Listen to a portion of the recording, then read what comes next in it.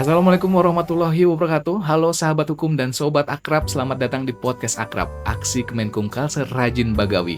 Di sini kita akan ngobrol santai tapi bermakna tentang hukum, pelayanan publik, dan berbagai inovasi dari kantor wilayah Kementerian Hukum Kalimantan Selatan. Tagline kita tentu saja semakin akrab, artinya semakin dekat dengan masyarakat, semakin rajin bekerja dan semakin berdampak nyata. Bersama saya Pandu Wicaksono, inilah podcast Akrab.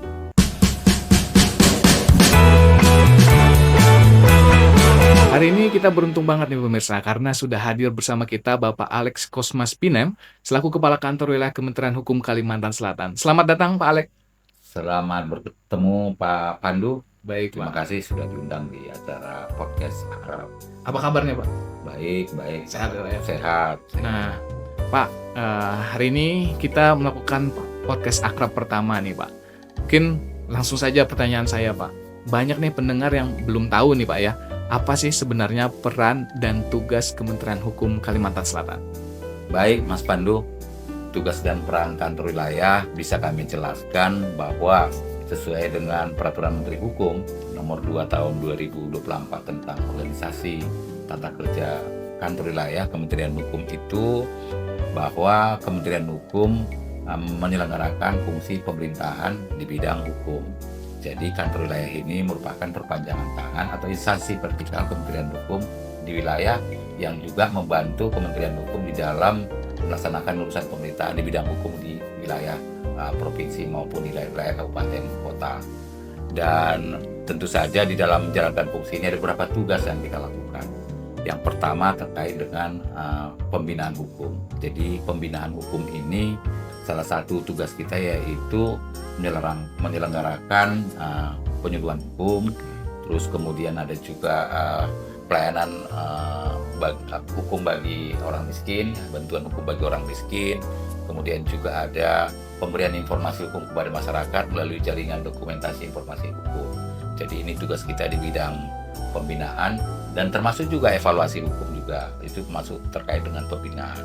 Kemudian terkait dengan pembentukan peraturan daerah, memfasilitasi produk daerah.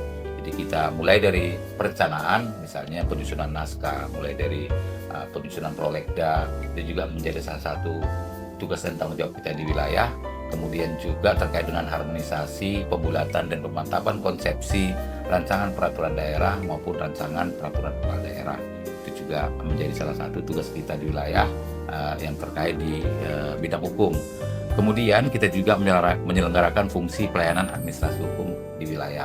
Jadi misalnya seperti pendaftaran badan hukum, apakah itu PT perorangan atau pengesahan yayasan serta fidusia misalnya, itu juga kita selenggarakan, tapi semua dilakukan melalui digital gitu. Jadi kita hanya memfasilitasi masyarakat yang ingin dan notaris juga, ya kan, penotariatan juga melakukan pengawasan penotariatan, dan masyarakat yang ingin melakukan pendaftaran badan hukum atau pendirian badan hukum khususnya PT perorangan, itu bisa kita lakukan di kantor wilayah. Kemudian juga kita melakukan kegiatan pelayanan kekayaan intelektual, baik itu hak cipta, merek, paten dan desain industri, IG, kekayaan intelektual komunal, dan semuanya karya-karya intelektual bisa dilakukan pendaftaran untuk mendapatkan sertifikat melalui kantor wilayah. Jadi kantor wilayah memfasilitasi masyarakat yang ingin mendapatkan sertifikat hak cipta misalnya kekayaan intelektualnya, sehingga dengan adanya sertifikat ini tentu pelindungan terhadap karya intelektual itu bisa lebih dioptimalkan seperti itu.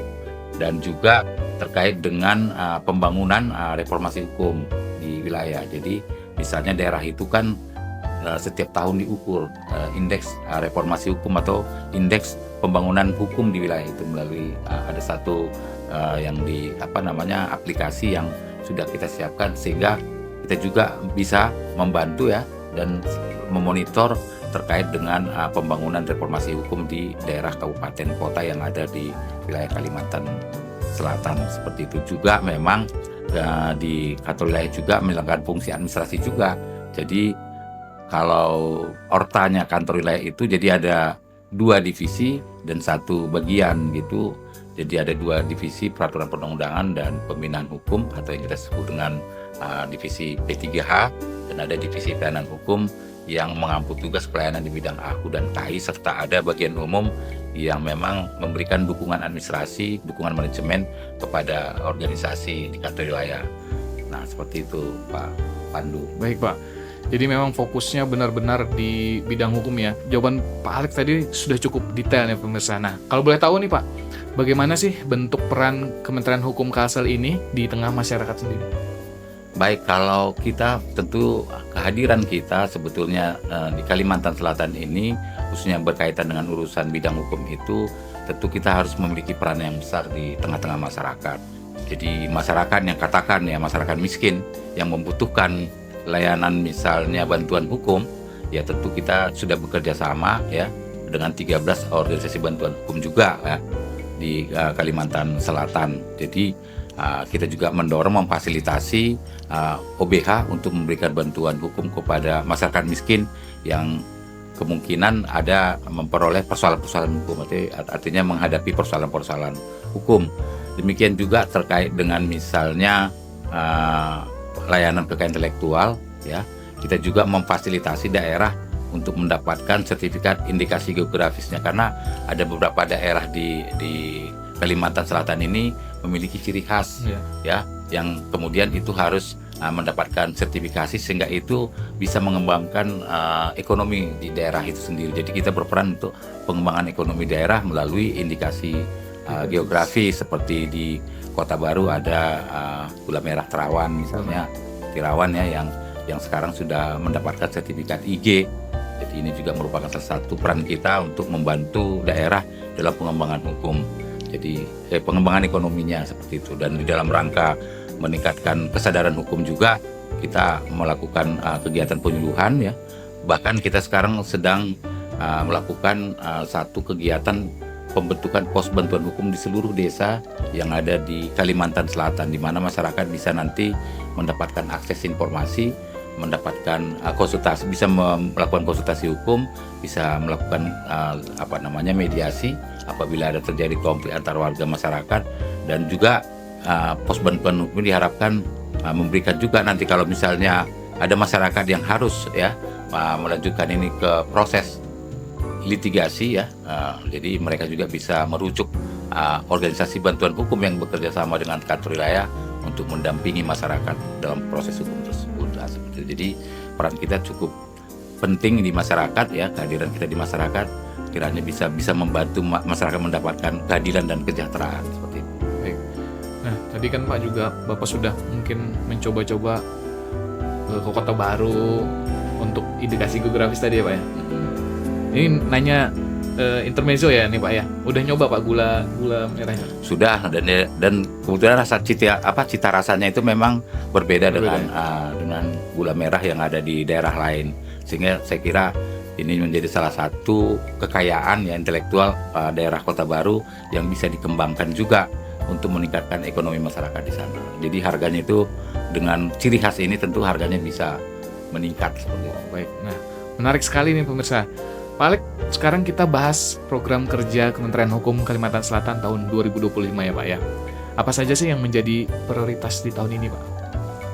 Sebetulnya semua program kita adalah program prioritas. Jadi kalau di Kementerian Hukum ya kan, setiap program itu tentu kita sudah ditentukan target kinerja yang harus kita capai di tahun 2025. Dan mudah-mudahan sampai hari ini ya mudah-mudahan target kinerja yang sudah ditetapkan itu oleh Kementerian Hukum ya bisa kita capai lebih baik. Dan juga memang di tahun 2025 ini kita juga mengajukan untuk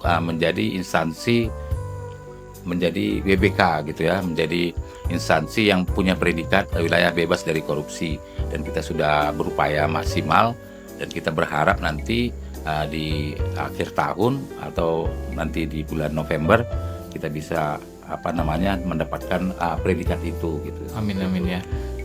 Semoga kita mendapatkan hasil yang maksimal ya Pak ya. Baik, luar biasa Pak. Berarti 2025 ini adalah tahun memperkuat layanan hukum ya Pak ya, dan mendekatkan hukum kepada masyarakat. Betul.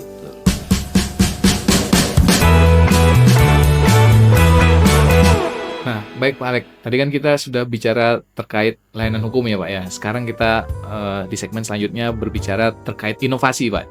Nah, saya penasaran Pak, nama podcast kan Akrab Pak. Ini bukan sekedar nama kan Pak ya, tapi juga nama inovasi Kementerian Hukum Kalimantan Selatan. Bisa diceritakan Pak, ini seperti apa Akrab ini Pak? Baik Mas Pandu, jadi Akrab ini merupakan satu inovasi.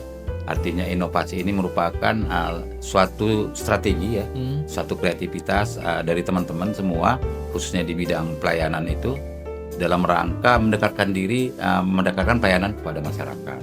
Jadi kita tidak hanya menunggu di kantor, tapi juga kita jemput bola istilahnya. Jadi strategi jemput bola, bagaimana pelayanan itu lebih dekat ke masyarakat. Jadi kita mendatangi masyarakat untuk mendapatkan pelayanan baik di bidang administrasi hukum umum maupun kekayaan intelektual. Jadi Akrab ini artinya itu aksi Kementerian Hukum Kalimantan Selatan Rajin Bagawi. Jadi Bagawi itu adalah istilah Banjar yang artinya bekerja. Jadi rajin bekerja seperti itu.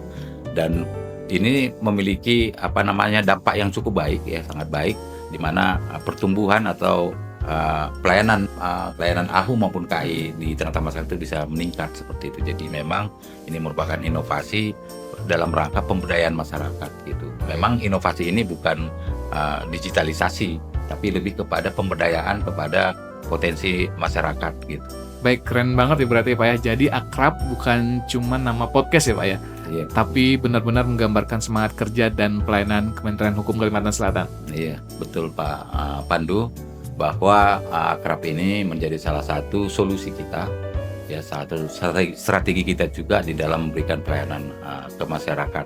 Jadi teman-teman semua di kantor wilayah Kementerian Hukum Kalimantan Selatan, kita harapkan melalui aksi ini ya, aksi Kementerian Hukum Kalimantan Selatan Rajin Bagawi ini akan menumbuhkan motivasi untuk bekerja dengan hati ya, dari jujur dan berorientasi pada pelayanan publik yang bermanfaat seperti itu.